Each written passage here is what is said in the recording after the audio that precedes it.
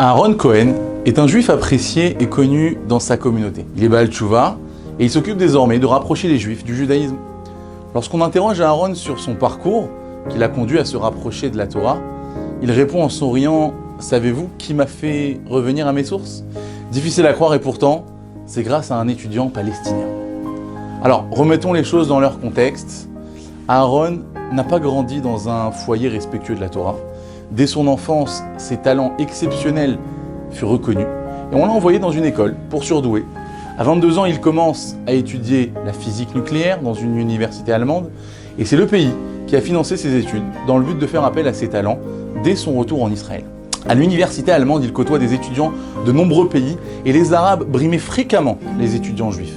En Allemagne, Aaron et ses amis ressentent dans leur chair la haine contre les juifs, même s'ils ne sont pas religieux et ne respectent pas les mitzvot. C'était vraiment propre aux juifs lui-même. Dans ses efforts pour apaiser la situation, l'université a pris l'initiative d'organiser un débat public et y a invité des étudiants juifs et arabes à participer.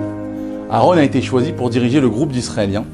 Il pensait que cette initiative était interne à l'université, mais un jour, il a été surpris de découvrir une invitation de l'ambassade israélienne à Bonn, qui était alors la capitale de l'Allemagne. L'ambassadeur a reçu Aaron et lui a expliqué que le ministère des Affaires étrangères israélien accordait une certaine importance à cette future rencontre. Oui, on a décidé de placer à sa disposition une série de spécialistes, historiens, spécialistes du Moyen-Orient, diplomates et des spécialistes de l'art du débat, pour le préparer à cette confrontation sous tous ses aspects. Et ils se sont entraînés dans le cadre de débats fictifs et ont mis au défi Aaron, alors que des disputeurs représentant le côté arabe répondaient aux arguments d'Aaron et exposaient des arguments de la partie adverse. Aaron était chargé de leur offrir une réponse de vainqueur.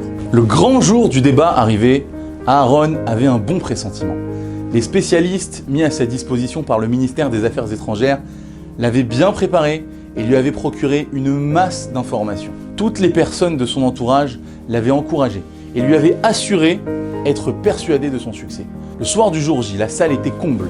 Des étudiants du monde entier, aux côtés du personnel de l'université, étaient venus assister à cette séance intéressante. La première partie du débat s'est bien déroulée.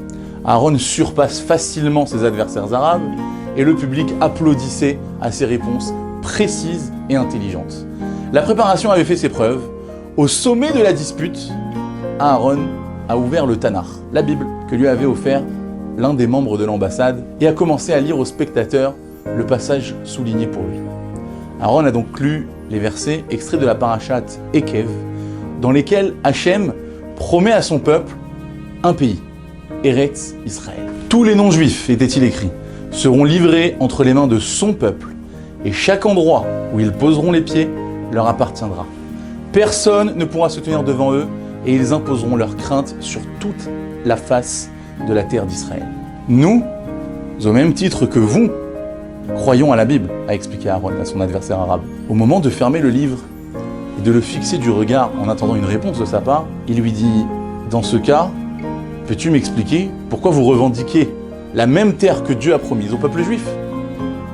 Et là, le silence s'est installé dans la salle.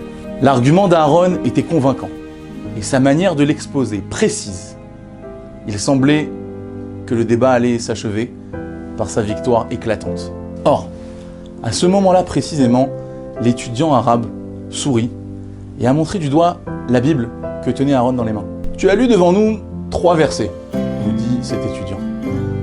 Pourrais-tu lire, s'il te plaît, le verset qui précède, le numéro 22 ?» Alors Aaron est revenu au verset en question et a lu « Si vous respectez intégralement cette mitzvah que je vous prescris, celle d'aimer votre Dieu, de suivre ses voies et de vous attacher à lui, etc. etc. » Et là, l'étudiant arabe sourit et lui dit « C'est la condition à laquelle Dieu vous donne la terre. S'il en est ainsi, si vous ne remplissez pas cette condition, à savoir respecter les commandements de votre religion, quelle valeur ont vos arguments ?»